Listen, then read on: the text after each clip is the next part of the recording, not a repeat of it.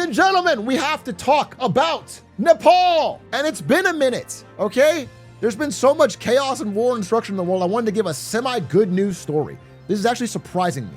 Every step of this story surprised me. We covered it a few months back and I want to catch you back up. So Nepal, country, sandwiched here between India and China. Small country, relatively poor. A few months back, we covered this, the first Discord election and the Gen Z revolution. Maybe you remember it. If not, I will give you a quick primer. Nepal is a country that has this massive population bump of young people. There's a ton of young people in Nepal, and yet they're only governed by the very old.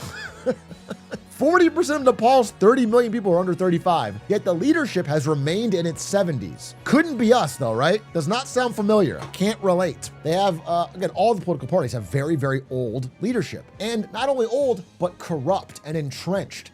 And so, a few months back, this hashtag Nepo kids started trending in Nepal, where people pointed out that the only young people in the country that were doing well were wealthy, connected Nepo kids that were isolated with the political elite of the country. So they started pointing out that these people are living lavish lifestyles. They're getting political connections. And people started speaking out against corruption. The response from the government, what do you think it was? I don't know if you remember. They obviously said, okay, your concerns are real. I'm gonna take it seriously. No, they banned social media.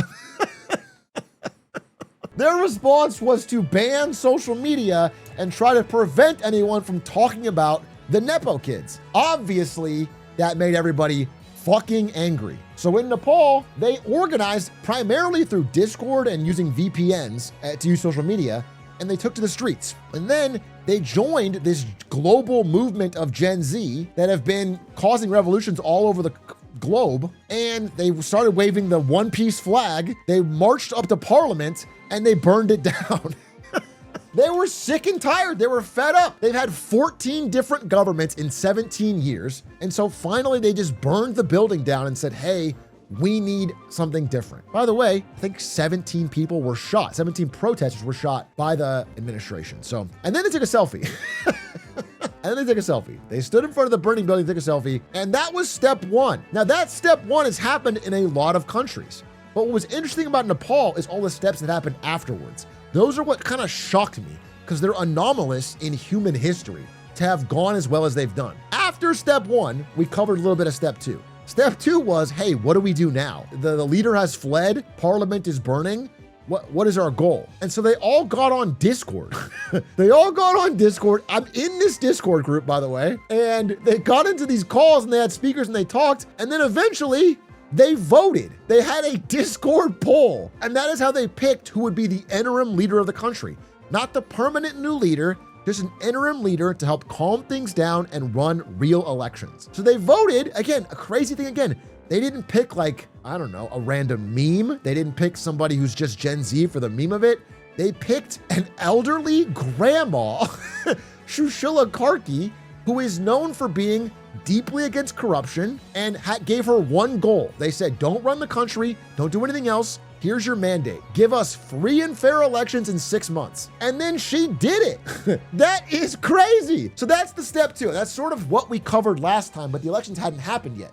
Step three is right now, is the past few days, because those elections, it's been 6 months, are finally happening. But the hard part would be, okay, you have elections, now you have to have a real policy and platform and someone has to come in and change things. Otherwise, the old parties will just win again. Enter Balin Shah, a rapper. Now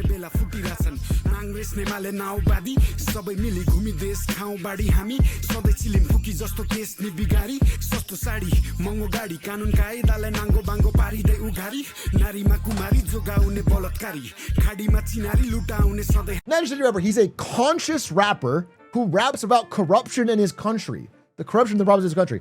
Formerly. First, he was a rapper, then he was a civil engineer, and then a few years back, he became mayor at age 31, I'm sorry, of Kathmandu, the biggest city in Nepal. So he went from rapper to real politician rather quickly. And he's young, he understands the mood of the country, and he offered an alternative solution to Nepal's problems. And on this video, I pulled this video of him rapping again. A month ago, before the elections, the top comment was this: our next prime minister crying laughing hard. They believe in him.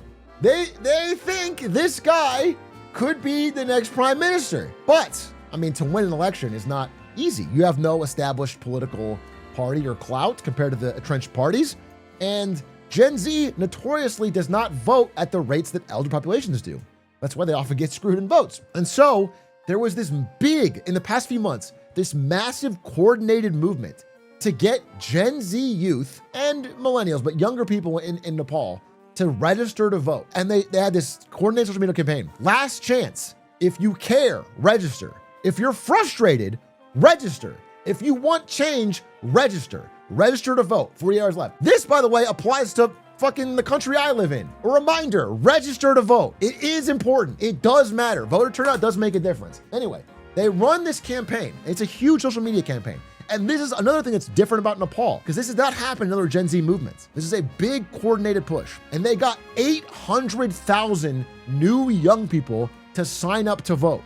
Massive. They had 129 new political parties register, promising different issues they focused on. Massive. A huge use of the actual levers of democracy to make change. Pretty incredible. And at the same time, Balin Shah had this quote about dude, it's so badass. It was like, if you want to take down a king, you have to go to his castle. So he, of all the districts you could run in, runs in the district of the former prime minister who hasn't lost in 18 years. His party hasn't lost. So he's running against him in Joppa 5, which is this part of the country. He starts going for him in his district. A crazy election. Now, what happened though? Because this is the setup. I want to tell you how it could go wrong. So if there's all these Gen Z revolutions around the world, remember this map that I showed you? Again, there's even more than this. It's been happening. It was the story of 24 and 25 with these Gen Z revolutions. And now the story of 26 is like, what happens next? What's the aftermath? If Nepal so far is an S tier, well then I would give a B tier to Bangladesh. It was one of the first Gen Z revolutions. They waved the flags, they took over parliament, they talked about Luffy. They did all the first parts right. They checked all the boxes, right? But then the next part where you organize and you build parties and you get youth registration, they didn't do that. And so when the election finally happened, which they did get fair elections, they got crushed at the ballot box. And so instead of winning a bunch of seats, they won 6. They won 6 seats out of 300, and they didn't get the political power. So instead, the country that already ruled the country, the party that already ruled the country, stayed in power. And so they didn't get the real change they wanted. They sent a message and things are slightly different, but it wasn't a sustained movement. So that's what could happen, right? But go back to Joppa 5. What did happen here in Nepal after all the different effort they put in? Well, it turns out it was a bloodbath. He won 4-1. He crushed him on his home turf. And then all over the country, traditional party leaders suffered heavy losses. The 2 established parties in the country lost in all these different regions all over Nepal. It was a massive, massive sea change. They called it a political earthquake. All these traditional strongholds got destroyed. He said Nepal's history was made. A candidate promising a new future defeated one representing the old failed ways. He even mogged him. Here's a changing of the guard. I don't know, he's passing him something. He mogged him. He had to congratulate him on social media. Look at the aura, dude. Holy fucking shit, democracy maxing. And he was able to win. And not only did he personally win and become prime minister, but his party, the RSP, which had not been a major party prior to this, swept the elections nationwide and suddenly became a majority of the parliament. I think possibly, this is an earlier graph, it might be at a supermajority now. It might be an actual supermajority, which means they have over 2/3, they can do whatever they want. But at the very least, they're very close, and they outnumber all the opposition combined, which means not only is there a new leader in charge, but he can actually get shit passed. It's an actual, I think they're 1 seat shy of a 2/3 majority. But still, they have to just get one person to flip to get anything passed. So the combination of this effective voting movement, a compelling social media platform, and I think a deep message of anti-corruption did make a difference, even in a poor country like Nepal that has had history of corruption and scandal and rule change going back 18 years. So more than that, decades, but so it's pretty awesome. It's pretty awesome. And I want to say it's rare. So if we go back to this tier list of the B and S tier, you might be asking, well, what's the F? Or what's the D? What's the worst example so far. Because when we first talked about this, I remember being absolutely shocked that the revolution had gone as well as it did. They got free and fair elections. They transitioned power peacefully. The truth is that historically, examples like this are rare. And one that happened recently is Madagascar. Madagascar had a Gen Z revolution that went more like what you'd expect from history. They had the flags. They had the parliament burning. They had Luffy. They had all that part. But then, right when they were like outside the gates of parliament and trying to figure out how they were going to take down the leader, they got help from an outside source. The CAPSAT elite military unit switched sides. It defected from the regime and joined the protesters. And they were like, yes, this is fucking awesome. They joined us. And now we can take down the leadership. And they did. And the leadership fled the country. But then the CAPSAT elite unit said, well, now nobody's going to stop us. And they seized power. And that's what happens over and over and over throughout history. I can't stress enough how crazy it is that Nepal had this peaceful, orderly transition of power. And it comes down to, well, let me explain a little bit more what happened here in Madagascar. They're calling it a coup-volution. It was a revolution/coup. Following a familiar pattern, Gen Z protesters now have buyer's remorse because the government they hated has been replaced by a military dictatorship that's even worse. And the military dictatorship today just dissolved parliament and the cabinet. This is happening right now. This guy has now seized total control of Madagascar on the backs of the Gen Z protest movement, but turning into something else. So this is the bad way it can go. And that's why I want to stop and again, for the third video about Nepal, give an incredible debt of, gratitude of being impressed with the Nepalese army, the Gurkhas. It's incredible. What they did was so patriotic. Like during the protest, did not take a side, just kept and maintained order, and then helped transition the power to the new people that the Discord chose, and did not attempt to seize power for themselves at all. It's truly impressive. And so the last thing I want to say is, so I tried to look up Balendra Shah, Balin Shah's, this guy, the new PM's history, to see, is this guy gonna be a good leader? Maybe how he worked as mayor can give me a clue. And the truth is, when he was mayor, he was not like phenomenally successful.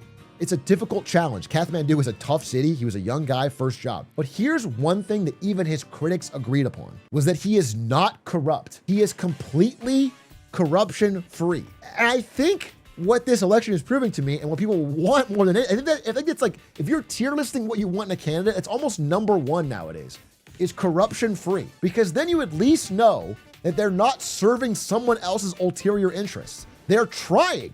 It's a difficult task. They may not succeed, but they're trying.